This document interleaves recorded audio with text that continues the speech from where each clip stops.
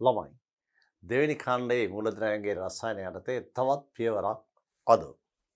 දෙවෙනි කාණ්ඩයේ මූලද්‍රව්‍යයන් නාඩිජන් සමග ලෝහ නයිට්‍රේට් සෑදීම ගැන අපි ගිය පාඩමේදී ඉගෙන ගත්තා. ඔබට නැවතත් මතක් කරලා දෙන්නම්.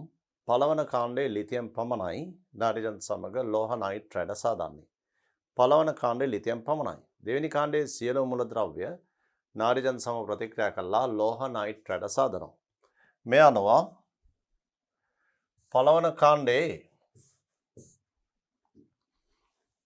ලිතියම් පමණයි. පළවන කාණ්ඩයේ ලිතියම් පමණයි නාඩිජන් එක ලෝහ නයිට්‍රේට් සාදන්නේ. ලිතියම් පමණි. නාඩිජන් සමග ප්‍රතික්‍රියා. ලිතියම් පමණයි. දෙවන කාණ්ඩයේ සියලුම ලෝහ. දෙවන කාණ්ඩයේ සියලු ලෝහ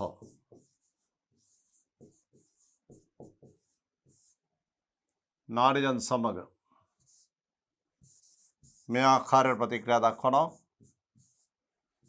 මේ ආකාරයට ප්‍රතික්‍රියා දක්වනවා. Magnesium nitride, barium nitride. පළවන කාණ්ඩයේ ලිතියම් පමණයි. දෙවෙනි කාණ්ඩයේ සියලුම ලෝහ නාඩිජන් සමග ලෝහ නයිට්‍රේට් සාදනවා. මේ සියලු නයිට්‍රයිඩ් ජලයත් සමග ප්‍රතික්‍රියා කළා ලෝහ හයිඩ්‍රොක්සයිඩය සාදන අතර වායුවක් පිටනවා කටුක ගන්ධයක් ඇති ඒ ඇමෝනියා. මේ ලෝහ නයිට්‍රයිඩ්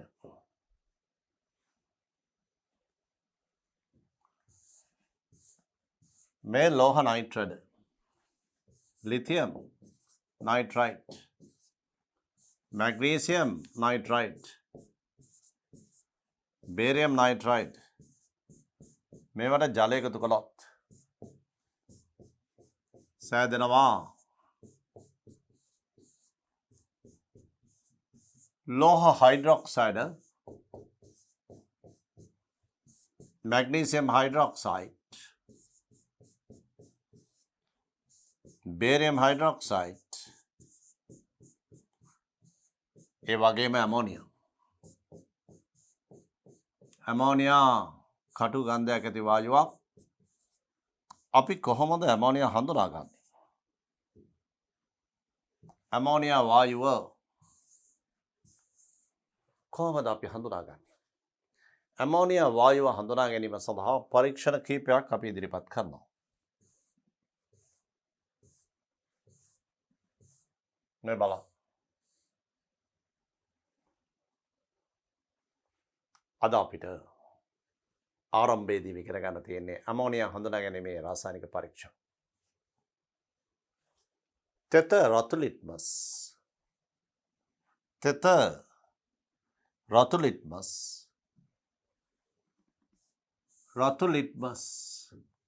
පත්‍ර හා ගැටීමට සැලසුව විට එය නිල් පැහැවෙනවා.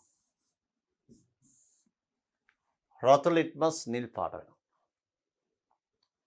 ඇමෝනියා හඳුනා ගැනීමේ එක පරීක්ෂාවක්. භාෂ්මික වායුව. මේක භාෂ්මිකයි. ඇමෝනියා වායුව භාෂ්මිකයි, ආම්ලික නෙමෙයි. ආම්ලික නම් නිල් ලිට්මස් රතු පාට වෙනවානේ. මේක රතු ලිට්මස් නිල් පාට වෙන්නේ භාෂ්මික නිසා. උසස් පෙළ භාෂ්මික වායුව යටතේ ඉගෙන ගන්නවා ඇමෝනියා. ඒ වගේම නෙස්ලා ප්‍රතිකාරකය නම් ද්‍රාවණයක් වෙන පාසල් විද්‍යාගාරයේ පිළියෙල කරන ලද ද්‍රාවණයක්. ඒක ඔබට පිළියෙල කරන දෙයක් නැහැ. ඒ නෙස්ලා ප්‍රතිකාරකය ද්‍රාවණය තුළට ඇමෝනියා යවුවම ඒක දුඹුරු පැහැවෙනවා. නෙස්ලා ප්‍රතිකාරකය තුළට ඇමෝනියා යවුවම ඒ ද්‍රාවණය දුඹුරු පැහැවෙනවා. දුඹුරු පැහැවීම. නෙස්ලා ප්‍රතිකාරකය දුඹුරු පැහැවීම. ඒ දෙවෙනි පරීක්ෂාව. ද්‍රාවණය තුළට ඇමෝනියා යවුවම නෙස්ලා ද්‍රාවණය තුළට දුඹුරු පැහැවෙනවා. ඒක ඇමෝනියා හඳුනාගත හැකි පරීක්ෂාව. ඒ වගේම HCl තවරන ලද මෙතෙන් HCl තවරන ලද වීදුරු කුරා අපි ඇමෝනියා වායුව සමග ගැටීමට සැලැස්වාම සුදු දුමාරයක් ඇති වෙනවා. ඒ සුදු දුමාරය ඇති වෙන්නේ HCl තවරන ලද වීදුරු කුරේ ඇති HCl සමග ඇමෝනියා ගැටෙනවානේ. ගැටුනම හැදෙන ඇමෝනියම් ක්ලෝරයිඩ් කියන සංයෝගයක්. මේ තියෙන. ඒක තමයි සුදු පාට. මේ තියෙන මේක සුදු පාට. සුදු දුමාරය. ඇමෝනියා හඳුනා ගැනීමේ පරීක්ෂණ 3. මේ බලන්න. ඇමෝනියා හඳුනා ගැනීමේ පරීක්ෂණ ඇමෝනියා හඳුනා ගැනීම සම්බන්ධව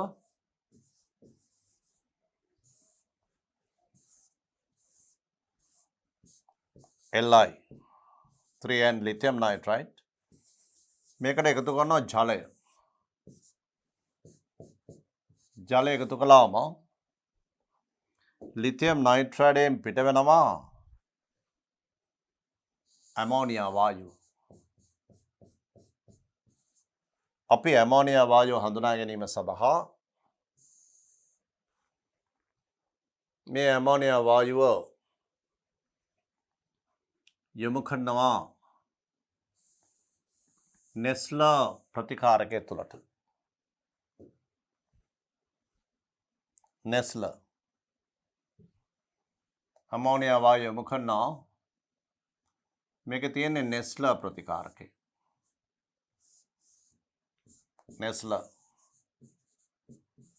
නෙස්ලා ප්‍රතිකාරකය.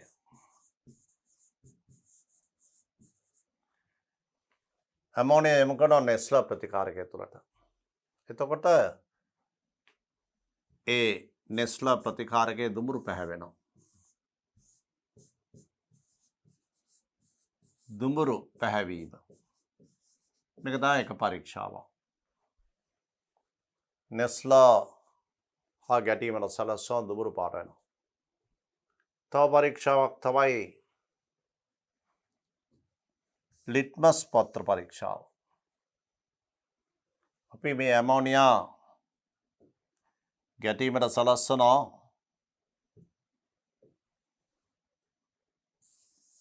තෙත රතු ලිට්මස්.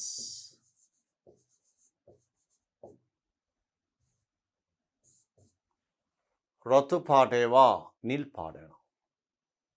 නිල් පාට ඒවා රතු පාට වුණොත් නේ ආම්ලික, රතු පාට ඒවා නිල් පාට වුණොත් වාෂ්මිකයි.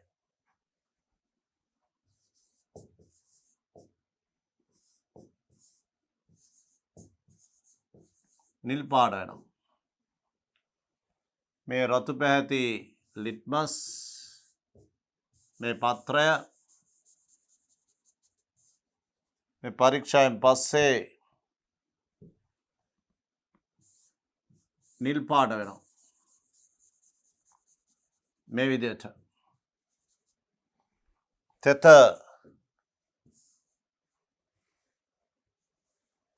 රතු ලිට්මස් නිල් පැහැවෙනවා. නෙස්ලා දුඹුරු පාට වෙනවා. ඊළඟ අවස්ථාව තමයි HCl තවරන ලද පළවෙනි එක තෙත රතු ලිට්මස්. තෙත රතු ලිට්මස් පත්‍රයක මේ ඇමෝනියා වායුව දැන් පරීක්ෂණ නලයෙන් ඇමෝනියා පිට වෙනවානේ. මේ පිටවන වෙලාවේදී අපි තෙත ලිට්මස් පත්‍රයක් අරගෙන මෙතනට අල්ලනවා මෙහෙම. ඇල්ලුවම පස්සේ ලිට්මස් වල පාට වෙනස් වීම නිරීක්ෂණය වෙනවා. ඒක එකක්. දෙවෙනි එක තමයි අපි මේ ඇමෝනියා වායුව පිටවන වායුව වීදුරු බටයක් ඔස්සේ අරගෙන මේ ද්‍රාවණය තුළට බුබුලු නම්වනවා. මේක තුළට යවනවා. යවුවම පස්සේ මේ නෙස්ලා ප්‍රතිකාරකය දුඹුරු පාට වෙනවා. නැත්නම් මේ ඇමෝනියා වායුව නෙස්ල ප්‍රතිකාරකයෙන් පොඟවන ලද පෙරහන් කඩදාසියකට අල්ලනවා. ද්‍රාවණය තුළට යවන්නේ නැතුව අපි මේ විදිහට නෙස්ල ප්‍රතිකාරකයෙන්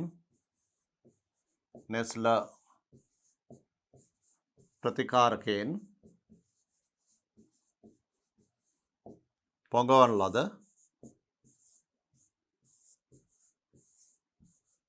පෙරහන් කඩදාසිය.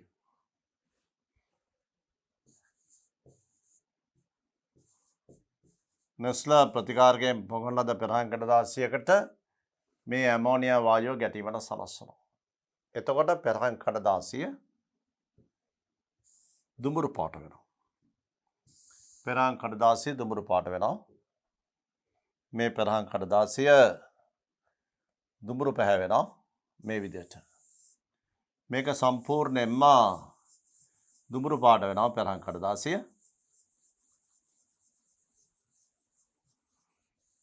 ඔය විදිහට පෙරහන් කඩදාසිය දුඹුරු පාට වෙනවා. තර අපිට පුළුවන් මේ පරීක්ෂාවෙන් නිගමනය කරන්න මේ පෙරහන් කඩදාසිය දුඹුරු පැහැවෙනවා.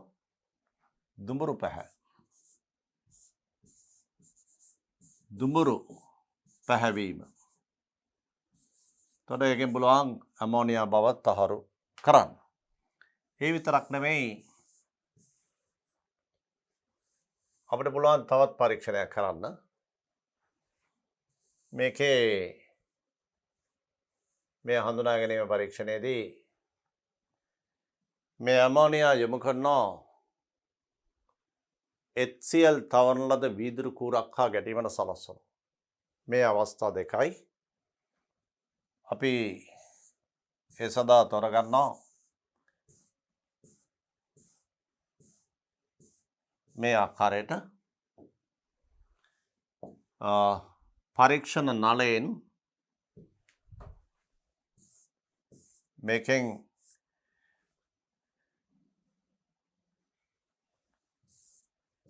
පරීක්ෂණ නලයෙන් ඇමෝනියා පිටවන අවස්ථාව මේ ලිතියම් නයිට්‍රයිඩ් වල ජලය එකතු කරලා තියෙන්නේ. මේකෙන් ඇමෝනියා පිට වෙනවා.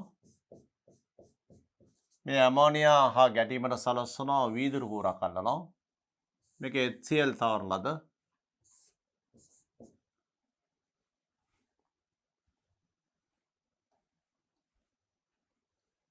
මේ සාන්ද්‍ර HCl තවරන ලද වීදුරු කූර මේ එතකොට මොකද්ද වෙන්නේ මෙතනින් පිට වෙන පටන් ගන්නවා HCl තවරන ලද වීදුරු කූරේ මේ ඇමෝනියා ගැටුනම මෙතනින් සුදු පාට දුමාරයක් පිට වෙන පටන් ගන්නවා මේ පෘෂ්ඨයෙන්. සුදු පාට දුමාරයක් පිට වෙන පටන් ගන්නවා. මේ විදිහට දුමාරයක් පිට වෙන පටන් ගන්නවා. සුදු පැහැති දුමාරයක්. මේ සුදු දුමාරය. මේ හරිය පේන්නේ නැහැ මොකුත්. මෙතන ගැටුණන් පස්සේ තමයි මේ සුදු පාට දුමාරය පේන්නේ. ඒ සුදු දුමාරය තමයි ඇමෝනියා HCl එක ගැටුනම හැදෙන ඇමෝනියම් ක්ලෝරයිඩ්. ඇමෝනියම් ක්ලෝරයිඩ් තමයි සුදු දුමාරය. ඒ අනුව අපිට පුළුවන් ඇමෝනියා හඳුනා ගැනීමක් කරන්න. මේ අනුව ඔබ ඒ ඉගෙන ගත්තේ ඇමෝනියා හඳුනා ගැනීමේ රසායනික පරීක්ෂා කිහිපයක්. HCl තවරන ලද වීදුරු කූරක් යොමු කළාම සුදු දුමාරය. නෙස්ල ප්‍රතිකාරකයේ යොමු කළාම දුමුරු පැහැවීම. ඒ වගේම භාෂ්මික වායුවක් නිසා තෙත රතුලිත් මස් නිල් පැහැවීම. ඒ තමයි ඇමෝනියා හඳුනා ගැනීමේ රසායනික පරීක්ෂා. මේ අනුව ආවර්ත වගුවේ S ගොනුවේ ලෝහ අතරින් නාඩිජන් සමග ප්‍රතික්‍රියා කරන්නේ පළවන කාණ්ඩයේ ලිතියම් පමණයි. දෙවෙනි කාණ්ඩයේ සියලුම ලෝහ ප්‍රතික්‍රියා කරනවා. නාඩිජන් සමග ප්‍රතික්‍රියා කළ ලෝහ නයිට්‍රේට් සාදනවා. පළවන කාණ්ඩයේ ලිතියම් නයිට්‍රේට්ත් දෙවෙනි කාණ්ඩයේ සියලුම ලෝහ නයිට්‍රේට්ත් ජලය සමග ජල විච්ඡේදනයක ප්‍රතිඵලයක් ලෙස ලෝහ හයිඩ්‍රොක්සයිඩ් සාදමින් ඇමෝනියා පිට වෙනවා. ඒ ඇමෝනියා හඳුනා ගැනීමේ පරීක්ෂා මේ ඉගෙන ගත්තේ. වැදගත් කරුණු.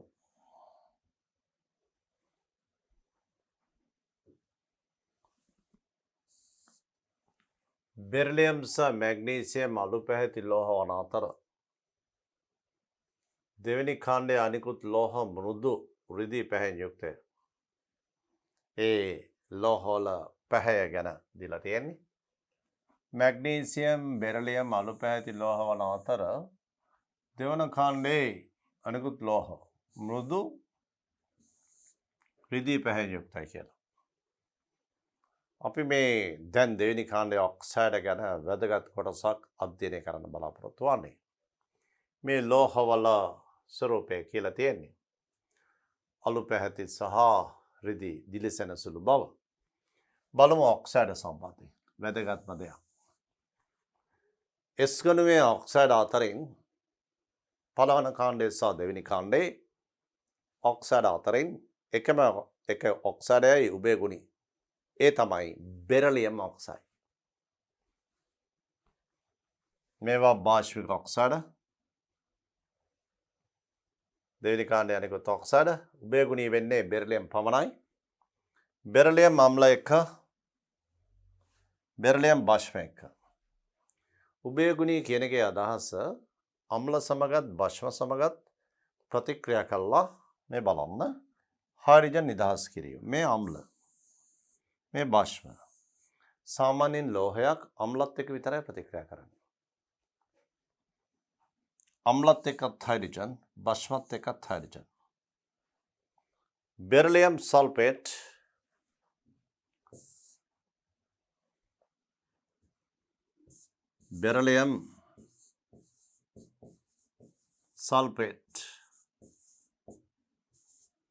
beryllium sulfate sodium berylate මේක නම sodium berylate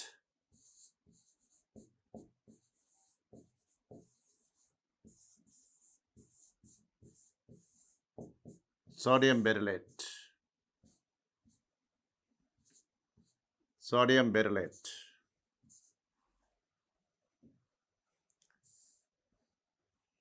බෙරිලියම් උභයගුණී කියන එකේ අදහස අම්ල සමගත් භාෂ්ම සමගත් ප්‍රතික්‍රියා කළ හයිඩ්‍රජන් ලබා දෙනවා ලවණ සාධනය.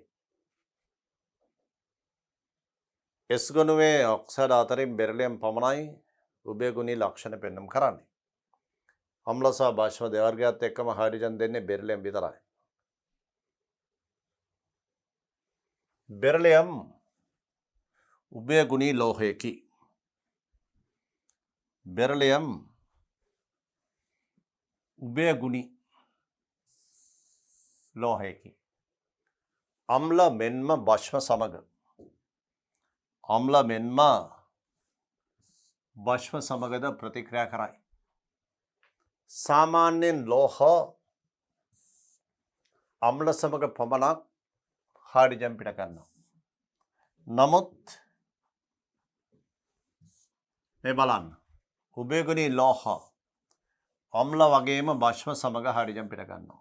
ඒ උභයගුණී වල ලාක්ෂණික ගුණයක්. සාමාන්‍යයෙන් ලෝහ අම්ල සමග විතරයි හයිඩ්‍රජන් පිට කරන්නේ. නමුත් උභයගුණී ලෝහ අම්ල මෙන්ම භාෂ්ම යන දෙවර්ගයේම සමග හයිඩ්‍රජන් පිට කරනවා. ආවර්ත වගුවේ උභයගුණී මූලද්‍රව්‍යයන්ට උදාහරණ මේ තියෙන්නේ. බලන්න S ගණුවේ බෙරිලියම් පමණයි. S ගණුවේ මේ තියෙන්නේ 13 වන කාණ්ඩයේ ඇලුමිනියම්. 14 කාණ්ඩයේ ටින් සහ ලෙඩ් 14 වන කාණ්ඩය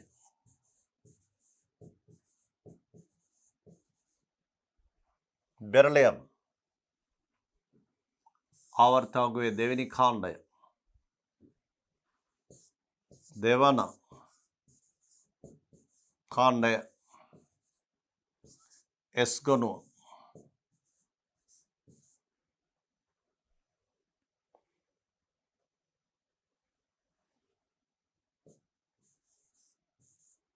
ඇලුමිනියම් 13 වන කාණ්ඩය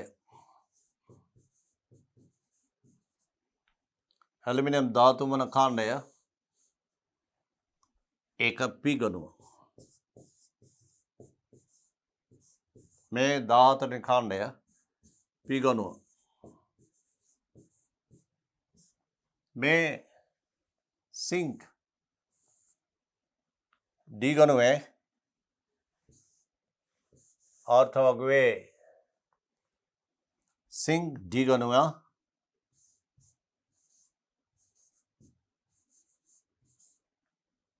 මේ අනුව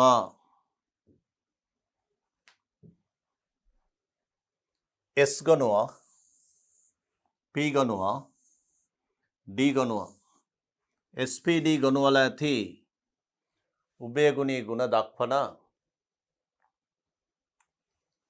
මූලද්‍රව්‍ය කීපයක් beryllium aluminium zinc tin lead ආවර්තවගුවේ උභයගුණී ගුණ දක්වන මූලද්‍රව්‍ය කීපයක් මේවා අම්ල සමග ප්‍රතික්‍රියා කරන භස්ම සමග ප්‍රතික්‍රියා කරන ඒ දෙවර්ගයේම එක ප්‍රතික්‍රියා කළ ලවණ සාධකයෙන් හයිඩ්‍රජන් ලබා දෙනවා. දැන් බලන්න බෙරිලියම් ඔක්සයිඩ් උභයගුණී ඔක්සයිඩයක් වේ. උභයගුණී ඔක්සයිඩයක්. හරි. බෙරිලියම් හැරුණ විට දෙවන කාණ්ඩයේ අනිකුත් ලෝහ ඔක්සයිඩ් භාෂ්මික ඔක්සයිඩ් බෙරිලියම් හැරුණාම අනිත් ඔක්සයිඩ් භාෂ්මික ඔක්සයිඩ් ඔව් බෙරිලියම් ඔක්සයිඩ් උභයගුණී मैग्नीशियम ऑक्साइड बाष्पिकाय मैग्नीशियम ऑक्साइड बाष्पिकाय में ऑक्साइड प्रबल बाष्पिक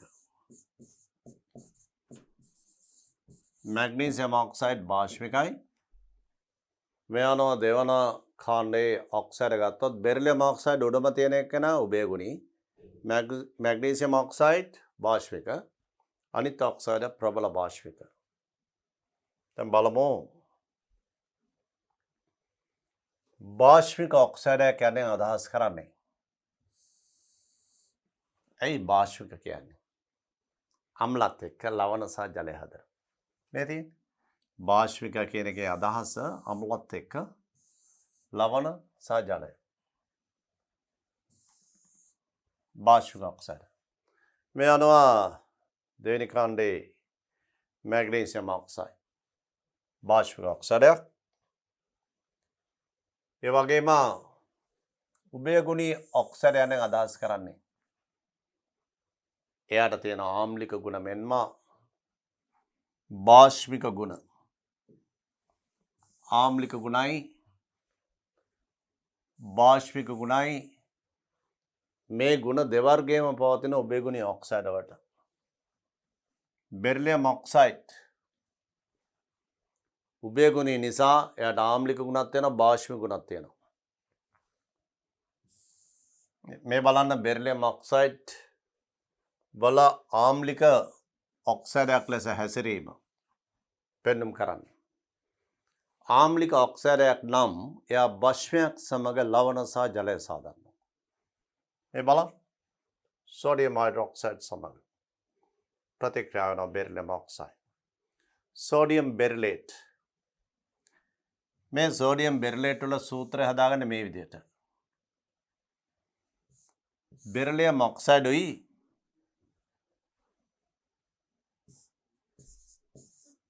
सोडियम ऑक्साइड एकड़े तोरा इतोना सूत्र Na2BeO2 Na2BeO2 මේකේ සෝඩියම් අයන වෙන් කරගන්න වෙනම. එතකොට ඉතුරු ටික මේක තමයි බෙරිලේට් කියලා කියන්නේ. සෝඩියම් බෙරිලේට් වල සූත්‍රය හදාගන්න හැටි කිව්වේ. මේකේ නම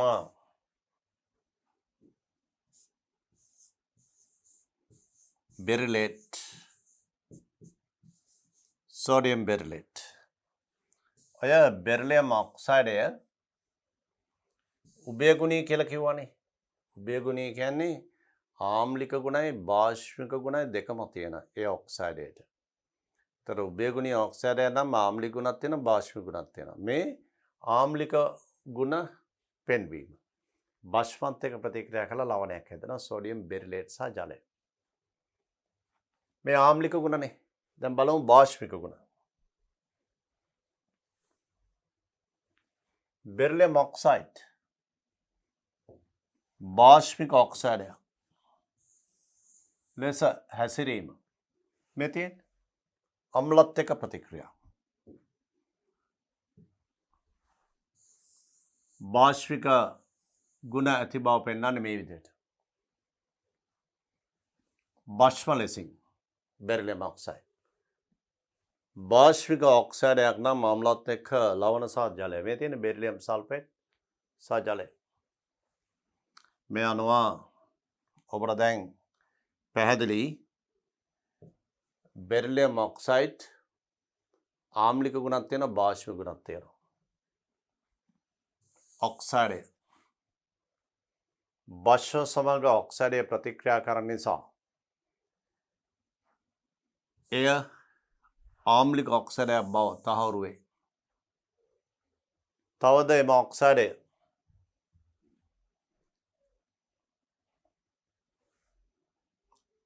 අම්ල සමග ප්‍රතික්‍රියා කරන නිසා භාෂ්මික ඔක්සයිඩයක් බව තහවුරු වේ. මේ බලන්න මෙතන අපි ගත්තොත් භස්ම සමග මේ ඔක්සයිඩය ප්‍රතික්‍රියා කරන නිසා ආම්ලික ඔක්සයිඩයක් බව තහවුරු වේ. ඒ වගේම භස්ම සමග ප්‍රතික්‍රියා කරනවා. දැන් අපි දැක්කා මේ ඉස්සෙල්ලා මේ බලන්න බෙරිලියම් ඔක්සයිඩ් භස්මයක් එක්ක ප්‍රතික්‍රියා කරේ. ඒතර ආම්ලික ඔක්සයිඩයක් බව තහවුරු වුණා. භස්ම සමග ඔක්සයිඩය ප්‍රතික්‍රියා කරන නිසා ඒ ආම්ලික ඔක්සයිඩයක් බව තහවුරු වුණා. ඒ වගේම ඒ ඔක්සයිඩය අම්ල සමග ප්‍රතික්‍රියා කරන නිසා භාෂ්මික ඔක්සයිඩයක් බව තහවුරු වේ. එතකොට එකෙන් කියන්නේ ළමයිනේ මේ බෙරිලියම් ඔක්සයිඩ් සෝඩියම් හයිඩ්‍රොක්සයිඩ් එක ප්‍රතික්‍රියා කරනවා. Na2BeO2 ජලය මේක සල්ෆියරික් එක ප්‍රතික්‍රියා කරනවා.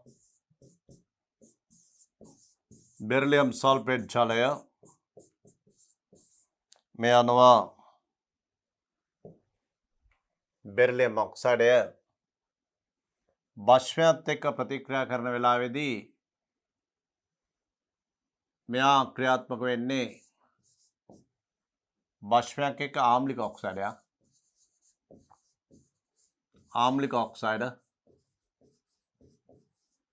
මෙයත් එක්ක ප්‍රතික්‍රියා කරන වෙලාවේදී භාෂ්මික ඔක්සයිඩ.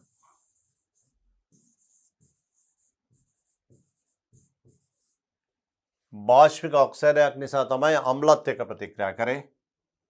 මෙයත් එක්ක එකතු වුණේ. මෙයත් එක්ක ප්‍රතික්‍රියා දැක්වේ. මෙයත් එක්ක ප්‍රතික්‍රියා දැක්වේ. ආම්ලික ඔක්සයිඩයක් නිසා තමයි මෙයත් එක්ක ප්‍රතික්‍රියා දැක්වේ. මේ අනුව සෝඩියම් හයිඩ්‍රොක්සයිඩ් එක ප්‍රතික්‍රියා කරන නිසා ආම්ලික ඔක්සයිඩයක්, සල්ෆියරික් එක ප්‍රතික්‍රියා කරන නිසා මෙයා භාෂ්මික ඔක්සයිඩයක්. ඒ අනුව මෙතන සෝඩියම් හයිඩ්‍රොක්සයිඩ් සමග ප්‍රතික්‍රියාවෙන් ආම්ලික ඔක්සයිඩයක් බවත් සල්ෆිරික් සමග ප්‍රතික්‍රියාවෙන් භාෂ්මික ඔක්සයිඩයක් බවත් ඒ අනුව බෙරිලියම් ඔක්සයිඩය අවසානයේදී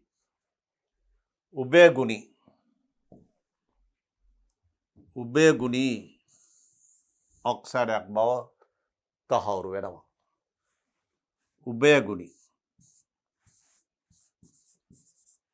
උභයගුණී ඔක්සයිඩ්. උභයගුණී ඔක්සයිඩයක් නිසා තමයි මේ ගුණ දෙකම තියෙන්නේ. ආම්ලික සහ භාෂ්මික. දැන් බලමු අපි ඊළඟ අවස්ථාව. බෙරිලියම් හා ඇලුමිනියම්.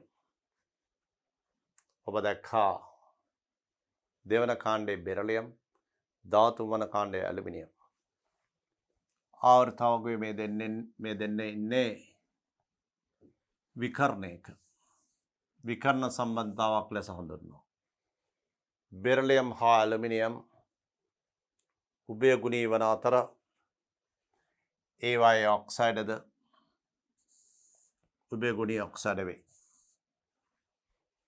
ළමනේ බෙරිලියම් සහ ඇලුමිනියම් උභයගුණී ලෝහ. ඒවායේ ඔක්සයිඩත් උභයගුණී. බෙරිලියම් හා ඇලුමිනියම් වල රසායනය බොහෝ දුරට සමානයි. ආවර්තාවකයේ බෙරිලියම් සහ ඇලුමිනියම් අතර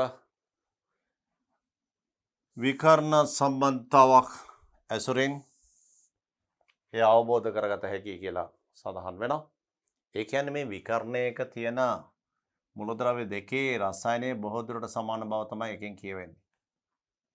බෙරිලියම් සහ ඇලුමිනියම් උභයගුණී. මේ බලන්න බෙරිලියම් සහ ඇලුමිනියම් උභයගුණී. ඒ නිසා මේවා අම්ල එක්ක ප්‍රතික්‍රියා කරනවා. අම්ල ඒ කියන්නේ සල්ෆිරික් වගේ. ඒ වගේ මේ භාෂ්මත් එක්කත් ප්‍රතික්‍රියා කරනවා. භාෂ්ම NaOH අම්ලත් එක්ක ප්‍රතික්‍රියා කළා ලවණ හයිඩ්‍රජන්.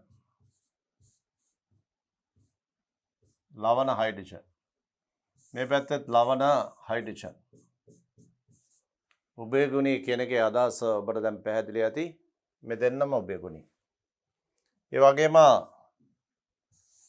උභයගුණී නිසා බෙරිලියම් ඔක්සයිඩ් සහ ඇලුමිනියම් ඔක්සයිඩ්. ඒ ඔක්සයිඩ දෙන්නගේම ඔක්සයිඩ අම්ලත් එක්කත් ප්‍රතික්‍රියා වෙනවා. භාෂ්මත් එක්කත් ප්‍රතික්‍රියා වෙනවා. උභයගුණී නම් ලෝහය අම්ල සහ භාෂ්ම දෙවර්ගයත් එක්කම ලවණ සහ හයිඩ්‍රජන් පිට ගන්නවා. උභයගුණී නම් ඒවැ ඔක්සයිඩ අම්ල සහ භාෂ්ම දෙවර්ගයත් එක්කම ලවණ සහ ජලය සාදනවා. අම්ල භාෂ්ම මේ දෙවර්ගය සමග ලවණ සහ ජලය. මේ තමයි උභයගුණී කියන එකේ අදහස. උභයගුණී ලෝහ සාධන ඔක්සයිඩත් උභයගුණීමයි.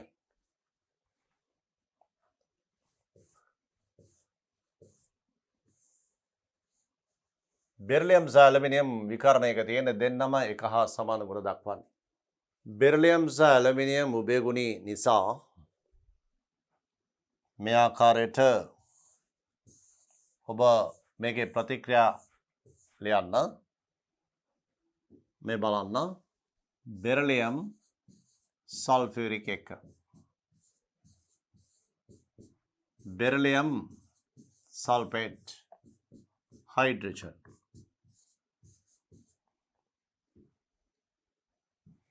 ඒ වගේම බෙරිලියම් සෝඩියම් හයිඩ්‍රොක්සයිඩ් එක. sodium berylate Na2BeO2 hydrogen. මේක තමයි තුලිත සමීකරණය. ඒ වගේම මේ දෙන්නගේ ඔක්සයිඩ බෙරිලියම් වල ඔක්සයිඩත් ඇලුමිනියම් වල ඔක්සයිඩත් ඒ කියන්නේ බෙරිලියම් සහ ඇලුමිනියම් දෙන්නම උභය ගුණි නිසා බෙරිලියම් ලෝහය අම්ල සමග ඒ වගේම අපි ඇලුමිනියම් ලෝහය ගත්තොත් ඇලුමිනියම් ලෝහයත් අම්ලය සමග සහ භාෂ්මය සමග මේ ආකාරයටම ඇලුමිනියම් සල්ෆියරික් ඇලුමිනියම් සල්ෆේට් හයිඩ්‍රජන් බලන් තුලනය කරන්න සල්ෆේට් කණ්ඩ 3යි H6ක් ඕන මේක 3ෙන් වැඩි කරන්න. ඒ වගේම සෝඩියම් හයිඩ්‍රොක්සයිඩ් එක මේක නම් ඔබට මතක තියාගන්න වෙයි ළමයි. මේකට ජලානෝකුත් දාලා ලියන්න වෙන්නේ නැතුව ලියන්න තුලනය කරන්න බෑ. සෝඩියම් ඇලුමිනේට් NaAlO2 හයිඩ්‍රජන් මුළු සමීකරණයේ දිගින් දිගටම දෙකෙන් වැඩි කරගෙන යන්න කෙලවර අංක 3 දාන්න. බලන්න හරිද කියලා. 2 aluminium 2 sodium hydroxide 2 H2O 2 aluminium 2 Na O 2 මෙතන 2 4යි H 2 මෙතන 4 6යි O 2 මෙතන 2 4යි H 6ක් තියෙනවා 2 2 2 අතන 3යි මේ තමයි උභයගුණී ලෝහ උභය ගුණී ලෝහ බෙරිලියම් ඇලුමිනියම් බෙරිලියම් සහ ඇලුමිනියම් අම්ල භස්ම සමග ප්‍රතික්‍රියා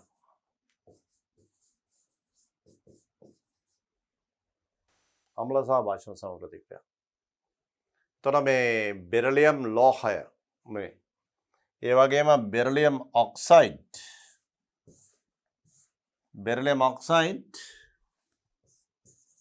උභයගුණී ඒ වගේම උභයගුණී නම් මේ අම්ලත් එක්කත් භස්මත් සමග ප්‍රතික්‍රියා කරනවා මේ විදිහට කියන්න ළමයි මේකෙදී බෙරිලියම් ඔක්සයිඩ් අම්ලත් එක්ක ප්‍රතික්‍රියාවේදී සෑදෙන ලවණය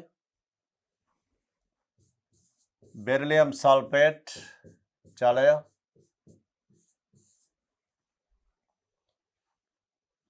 මේක සෝඩියම් බෙරිලේට් සූත්‍රය Na2BeO2 ඒවයි සූත්‍ර නම් මතක තියාගන්න Na2BeO2 ජලය Na2 මේ තමයි බෙරිලියම් ඔක්සයිඩ් ඇලුමිනියම් ඔක්සයිඩ් උභයගුණී මෙන්න මේ අවස්ථාව ඇලුමිනියම් ඔක්සයිඩ් සල්ෆරික් එක aluminium sulfate Al2 SO4 thrice H2O SO4 thrice H2I 2 H2O ඒ වගේම aluminium oxide මේ ශාරත් එක්ක sodium aluminate NaAlO2 sodium aluminate කියන ලවණය හැදෙන්නේ Al2 දෙකෙන් වැඩි කරන්න දෙකෙන් H O5යි මෙතන O4ක් තියෙන තව එකයි ඕනේ මේ තමයි මේකේ නම sodium aluminate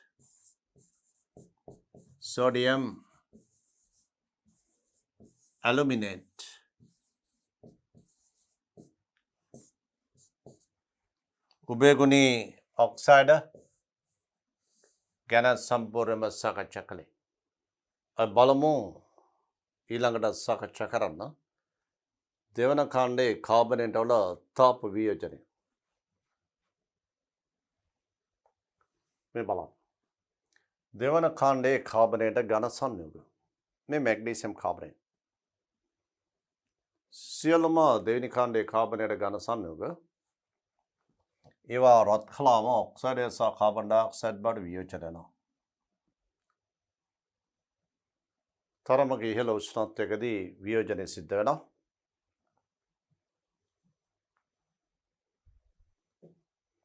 මේ බලන්න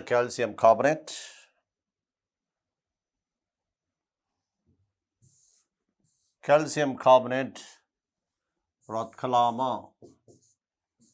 calcium oxide carbon dioxide strontium carbonate රත් කරාම strontium oxide carbon dioxide barium carbonate රත් කළාම බේරියම් ඔක්සයිඩ් කාබන් ඩයොක්සයිඩ් වියෝජන උෂ්ණත්වය කාණ්ඩයේ පහළට යන්න වැඩි වේවි. හේතුව දෙවෙනි කාණ්ඩයේ කාබනේට නයිට්‍රේට සල්ෆේට ඕනෑම අයනික සංයෝගයක් ගත්තොත් දෙවෙනි කාණ්ඩයේ පහළට යන විට වියෝජන උෂ්ණත්වය එන්න වැඩි වෙනවා. දැන් බලන්න දෙවන කාණ්ඩයේ සියලු කාබනේට තාප වියෝජනයෙන් ලෝහ ඔක්සයිඩය හා කාබන් ඩයොක්සයිඩ් බවට පත් වෙනවා. මේ කාබනේට සැලකීමේදී දෙවෙනි කාණ්ඩයේ ලෝහ කැටයනය විතරයි වෙනස් වෙන්නේ. ඇනයනය කාටත් පොදුයි. කාබනේට සැලකීමේදී කාබනේට ඇනයනය පොදු ඇනයනය වන අතර කැටයනය එකිනෙකින් වෙනස් වෙනවා. කැටයනය වෙනස් වෙන්නේ. මේ බලන්න.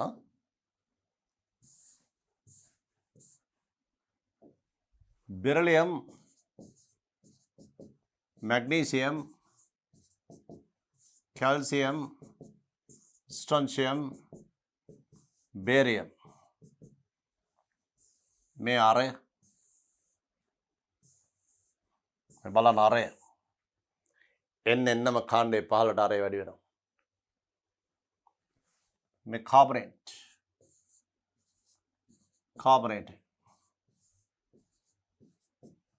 මොකද වෙන්නේ?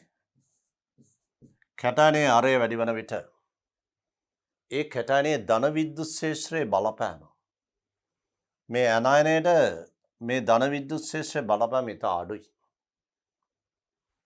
අභ්‍යන්තර ශක්ති මට්ටම ගාන වැඩි වීම නිසා නෂ්ටයේ ධනාරෝපණයේ බලපෑම ඉතා අඩුයි. පිටස්තරයට දැනීම ඉතා අඩුයි. නමුත් මේකේ අරේ ඉතා කුඩා නිසා ඒකේ ධන විද්‍යුත් ක්ෂේත්‍රය බෙහෙවින් බලපාන මේ ඇනයනය කෙරෙහි. ඒ නිසා මේක විකෘති වෙනවා.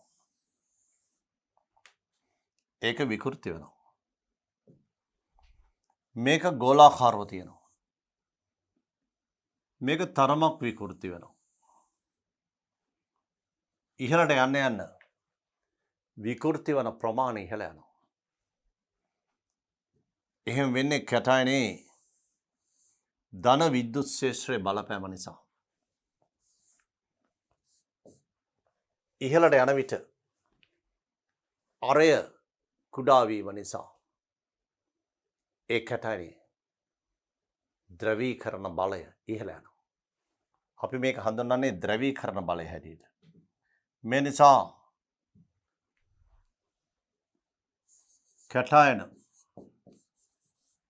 අරය අඩුවේ ද්‍රවීකරණ බලය වැඩි වේ. කැටයනයේ අරය කුඩා වෙනවා. ද්‍රවීකරණ බලය වැඩි වෙනවා. ද්‍රවීකරණ බලය වැඩි වීම නිසා මේ බලන්න ඇනයනය විකෘති වෙනවා. ගෝලාකාර බව අඩු වෙනවා. ගෝලාකාර කැටයන සහ ඇනයන අතර ස්ථිති විද්‍යුත් ආකර්ෂණ බල ඇතිවීමෙන් සෑදෙන අයනික දැලිසේ අයනික ලක්ෂණ වැඩි. මේ පැත්තට අයනික ලක්ෂණ අඩු වෙනවා. මෙහාට අයනික ලක්ෂණ අඩුවීම. මේ පැත්තට අයනික ලක්ෂණ වැඩිවීම. දෙවෙනි කාණ්ඩයේ පහළට අයනික ලක්ෂණ වැඩි වෙනවයි කියලා කියන්නේ තාප ස්ථායීතාව වැඩිවීම. තාප ස්ථායීතාව වැඩිවීම. තාප ස්ථායීතාව වැඩිවීම වියෝජන උෂ්ණත්වය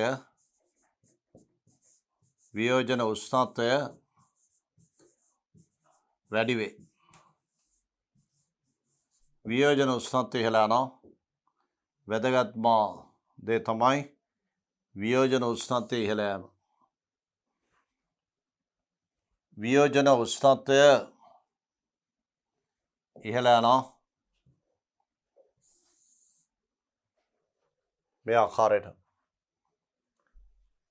ඒ නිසා ළමයිනේ දෙවන කාණ්ඩේ කාබනයට සලකන විට කාණ්ඩේ 15ට ආයනික ලක්ෂණ වැඩි වෙනවා. කාබනයට විතරක් නෙවෙයි සල්ෆේට, නයිට්‍රේට ඕනෑම ආයනික සංයෝගයක් ගත්තොත් කාණ්ඩේ 15ට ආයනික ලක්ෂණ වැඩි වෙනවා. ඒ නිසා තාපයට දක්වන ස්ථායීතාව වැඩි වෙන්නම ඕන. බලන්න දෙවන කාණ්ඩේ 15ට යන විට මේ තියෙන්නේ කාණ්ඩේ 15ට යන විට කැටයනේ ද්‍රවීකාරක බලය අඩු වෙනවා. හරියටම හරි. ද්‍රවීකරණ බලය අඩු වීම නිසා අනායනයේ ගෝලාකාර බව වැඩි වෙනවා. ඒ නිසා ආයනික ලක්ෂණ කාණ්ඩේ 15ට වැඩි වෙනවා. ආයනික ලක්ෂණ වැඩි වන විට ඔබ දන්නවා ස්ථිර වශයෙන්ම තාපයට දක්වන ස්ථායීතාව ක්‍රමයෙන් ඉහළ යනවා. ඒ නිසා කාණ්ඩේ 15ට කාබනේට වල වියෝජන උෂ්ණත්වය එන්න වැඩි වෙන්න ඕන. මේ නිසා දෙවන කාණ්ඩේ 15ට වියෝජනය වඩාත් අපහසුයි. තර අපි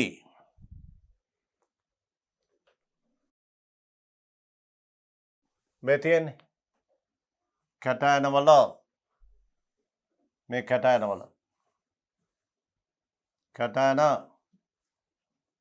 ගත්තොත් කාණ්ඩේ 15ට ද්‍රවීකරණ බලය අඩු වෙනවා. කැටයනවල ද්‍රවීකරණ බලය අඩු වෙනවා කාණ්ඩේ 15ට. මේ තියෙන්නේ කාණ්ඩේ 15ට ආයනික ලක්ෂණ වැඩි වෙනවා. ආයනික ලක්ෂණ වැඩි වෙනවා. ඒ කියන්නේ තාප ස්ථායීතාව වැඩි වෙනවා. මේ නිසා වියෝජන උෂ්ණත්ව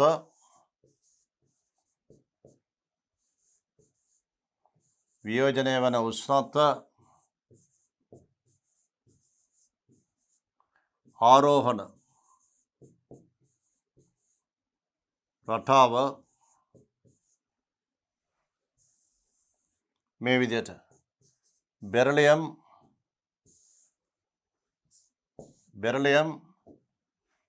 carbonate, magnesium carbonate, calcium carbonate, strontium carbonate, barium carbonate. වියෝජනය වන උෂ්ණත්වය එන්න වැඩි වෙනවා. ඒ විතරක් නෙමෙයි තාප ස්ථායීතාව මේ පැත්තට තාප ස්ථායීතාව වැඩි වෙනවා. තාප ස්ථායීතාව වැඩි වේ. මේ අනුව දෙවෙනි කාණ්ඩයේ මේ තියෙන පහළින්ම barium carbonate කාණ්ඩේ 15ට යන්න තාප ස්ථායීතාව ඉහළ යනවා. තාපයට දක්වන ස්ථායීතාව වැඩි වීම නිසා වියෝජන උෂ්ණත්වය වැඩිම barium carbonate. වියෝජන උෂ්ණත්වය වැඩිම barium carbonate. බලමු ඊළඟ අවස්ථාව මේ තියෙන ඔබට ඒ කියපු දේවල් සනාථ කරන උෂ්ණත්ව දීලා තියෙනවා. magnesium carbonate, calcium carbonate, strontium, barium වියෝජන උෂ්ණත්වය එන්න වැඩි වෙනවා. කාණ්ඩේ 15ට ඔබට පේනවා මේ magnesium, calcium, strontium, barium වියෝජන උෂ්ණත්වය එන්න එන්න වැඩි වෙනවා පහළට. ඒ කියන්නේ තාප ස්ථායතාව පහළට වැඩි වෙනවා. තාප ස්ථායතාව වැඩි වේ. කාණ්ඩයේ පහළට තාප ස්ථායතාව වැඩි වෙනවා. ඒ විතරක් නෙවෙයි ආයනික ලක්ෂණ. කාණ්ඩයේ පහළට ආයනික ලක්ෂණ වැඩි වේ. කාණ්ඩයේ පහළට ආයනික ලක්ෂණ වැඩි වෙනවා දෙවෙනි කාණ්ඩේ. මේ ඔබට පේනවා කාණ්ඩයේ පහළට යන විට මේ ආකාරයට ආයනික ලක්ෂණ වැඩි වෙන බව.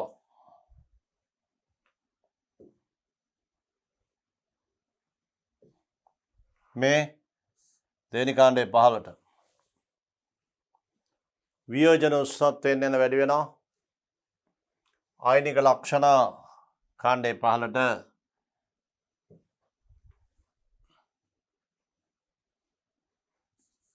වැඩි වේ. ආයනික ලක්ෂණ වැඩි වෙනවා. තාප ස්ථායතාව වැඩි වෙනවා.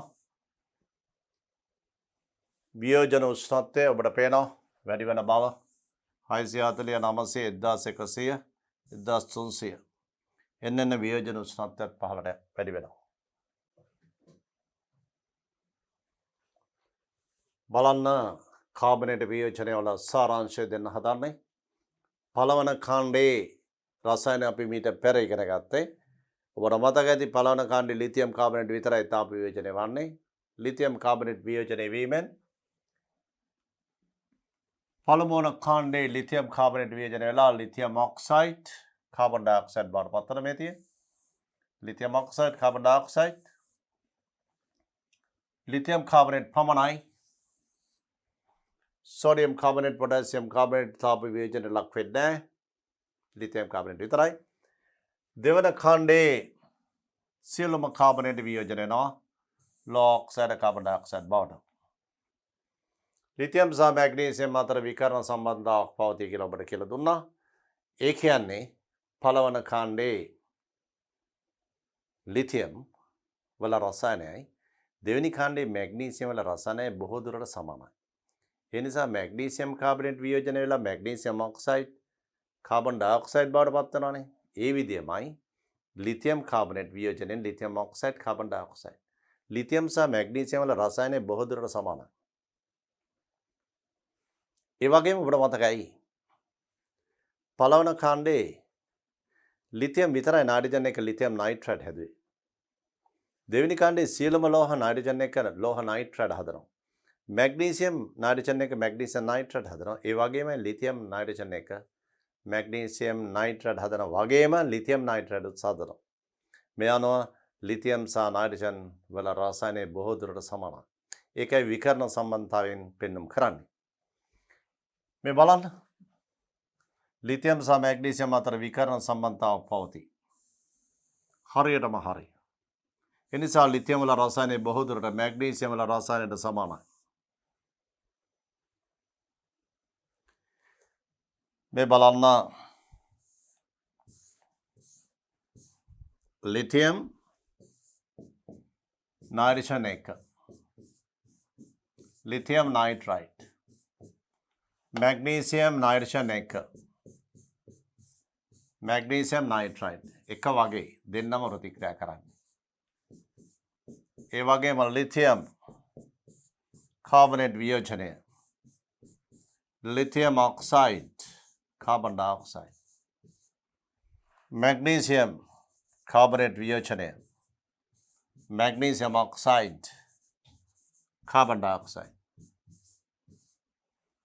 ආවර්තකයේ පළවන කාණ්ඩේ ලෝහ අතරින් ලිතියම් විතරයි නයිට්‍රජන් එක ප්‍රතික්‍රියා කරන්නේ. හරියට මැග්නීසියම් වල ප්‍රතික්‍රියාවට සංසන්දකයි. පළවන කාණ්ඩේ කාබනේට් අතරින් ලිතියම් කාබනේට් විතරයි වියෝජනය වෙන්නේ. හරියට මැග්නීසියම් කාබනේට් වගේ. ලිතියම් සහ මැග්නීසියම් වල රසායනය බොහෝ දුරට සමානයි. විකර්ණ සම්බන්ධතාව අනුව කියලා අපි කියනවා. ලිතියම් සහ මැග්නීසියම් මේ විදිහට ලිතියම්, බෙරිලියම්, සෝඩියම්, मैग्नीशियम में विकर्ण संबंधताओ लिथियम सा मैग्नीशियम ये දෙන්නගේ රසායනය බොහෝ දුරට සමානයි. ලිතියම් කාබනේට් වියෝජනය මැග්නීසියම් කාබනේට් වියෝජනය එක වගේ වියෝජනය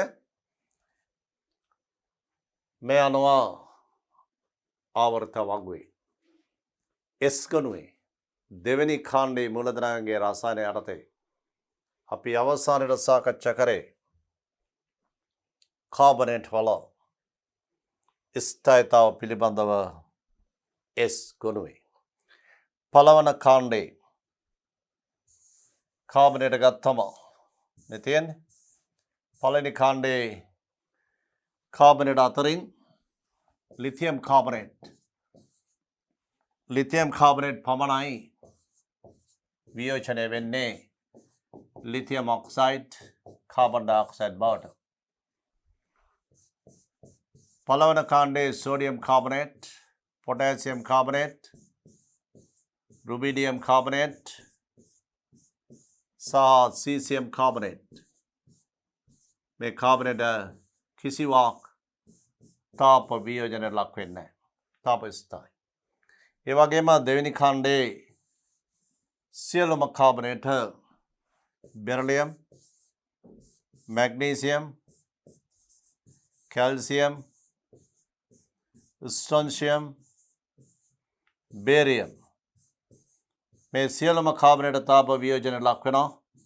නමුත් කාණ්ඩේ පහළට යන විට වියෝජන උෂ්ණත්වය එන්නෙන්නම ඉහළ යනවා. මේ සියල්ලම වියෝජනය එක විදියට ඔක්සයිඩ් සහ කාබන් ඩයොක්සයිඩ් බවට. දෙවෙනි කාණ්ඩේ කාබනේට් කාණ්ඩේ පහළට යන විට වියෝජනය වන උෂ්ණත්වය ඉහළ යනවා. ඒ කියන්නේ තාප ස්ථායීතාව වැඩි වෙනවා. දෙවෙනි කාණ්ඩේ සියලුම කාබනේට තාප අස්ථායි. පළවෙනි කාණ්ඩේ එකම එක කාබනේට තාප අස්ථායි. ඒ ලිතියම් කාබනේට්. මේ අනුව දෙවන කාණ්ඩේ මුලතරංගේ රසායනය අද පාඩම අවසන් වෙන්නේ කාබනේට් වල තාප ස්ථායීතාව යටතේ. අපි ඊළඟ පාඩමේදී සාකච්ඡා කිරීමට බලාපොරොත්තු වෙනවා S ගණුවේ බයිකාබනේට් හෙවත් හයිඩ්‍රජන් කාබනේට් වල රසායනය.